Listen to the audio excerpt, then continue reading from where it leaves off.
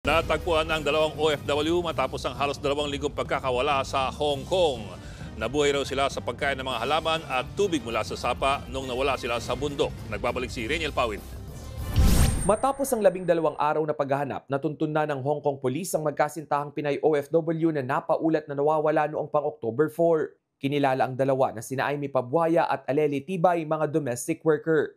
Dinala na sila sa himpilan ng Hong Kong Police at na-turn over na rin sa Migrant Workers Office. Ayon sa source ng News 5 na ispatan ng isang kapwa Pinay ang dalawa sa isang restaurant sa Shatin District kagabi.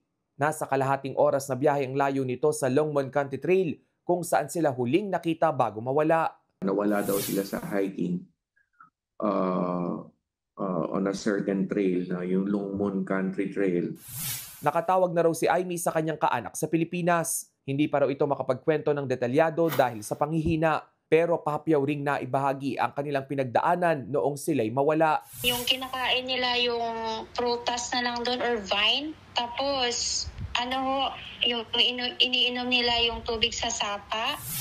Iniimbestigahan pa kung paano nakalabas ng trail site ang magkasintahan.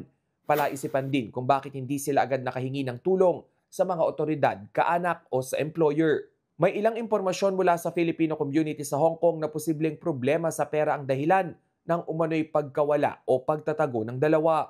Kinumpirma ng DMW na sinibak na ng kani-kanilang employer ang magkasintahan. Kaya kukunin na yung kanilang belongings doon sa kanilang employer. Pero bago pa man ito mangyari ay susubukan muna nilang magpaliwanag sa kanilang employer kung ano nangyari.